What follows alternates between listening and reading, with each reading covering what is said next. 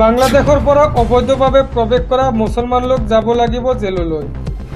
5 বছৰ পৰ্যন্ত জেলত থাকিব লাগিব অবৈধ মুছলমান লোকে, ভৰিব লাগিব 5 লাখ টকা জৰিমনা। চাওক বিস্তাৰিত।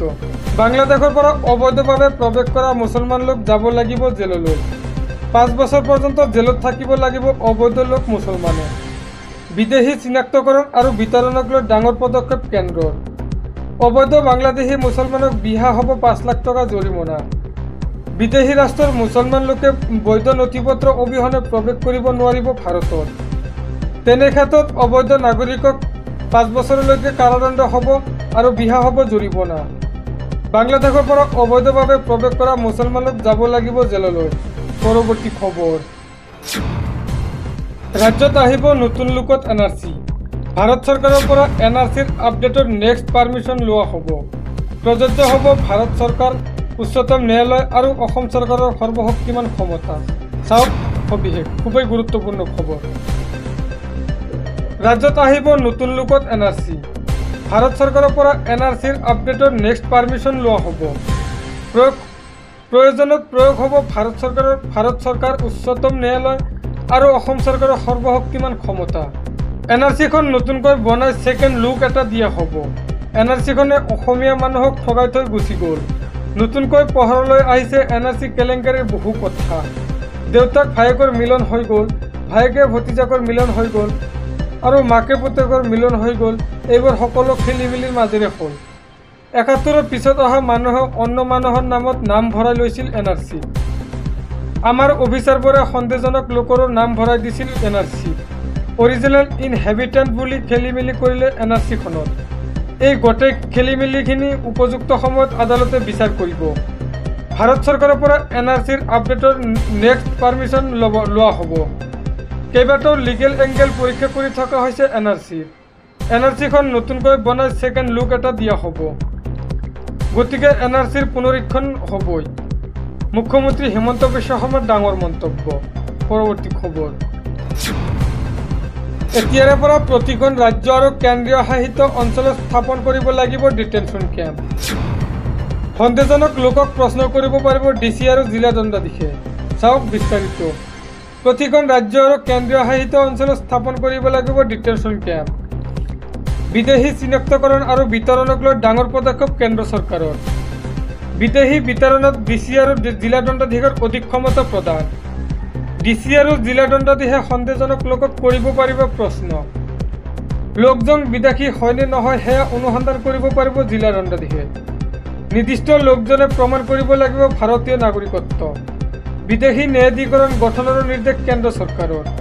নিৰ্দিষ্ট লোকজনে ভাৰতীয় নাগৰিকত্ব প্ৰমাণ কৰিব নোৱাৰিলে যাব লাগিব ডিটেনশ্যন কেম্পলৈ। সলনি হ'ল কাৰ অধীনত নাগৰিকত্বৰ কাট অফ ডেট। কেন্দ্ৰই কাট অফ ডেট বৃদ্ধি কৰিলে 2024ৰ 31 ডিচেম্বৰলৈকে। 2024ৰ 31 ডিচেম্বৰলৈ ভাৰতত প্ৰৱেশ কৰা হিন্দু বাংলাদেশীক বসবাস কৰাক ন্যায্যতা প্ৰদান চৰকাৰৰ।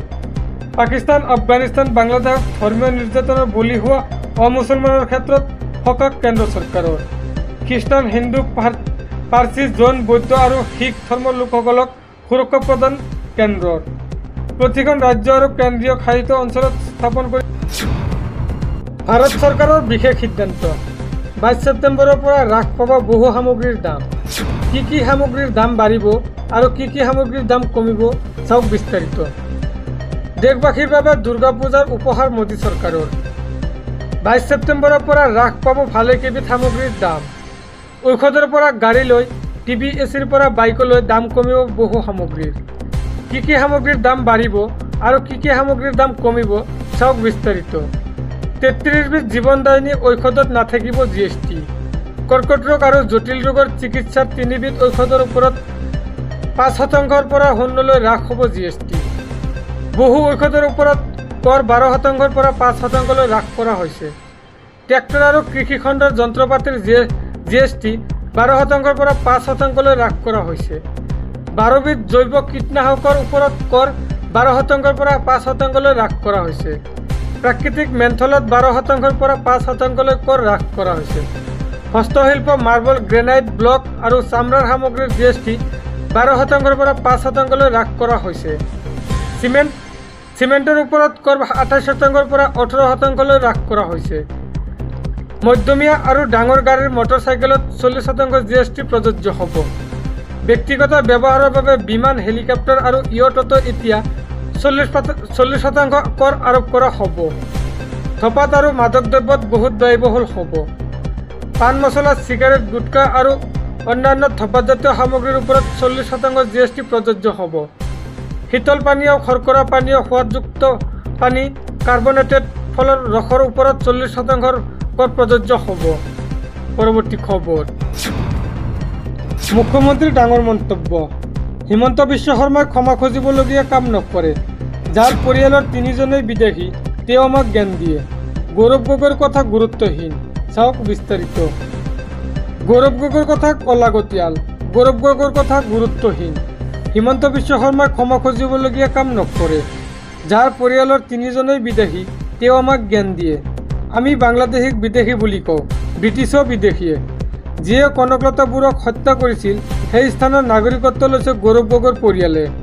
গৌৰৱ গগৈৰ কিবা নৈতিকতা আছে নেকি? যাৰ পৰিয়ালৰ পত্নী, সন্তান সকলো বিদেশী, তেওঁ কেতিয়াবা ভাৰত এৰি গুচি যায়। গৌৰৱ গগৈক সমালোচনাৰে থকা সৰকা কৰিলে মুখ্যমন্ত্ৰী হিমন্ত বিশ্ব শৰ্মাই।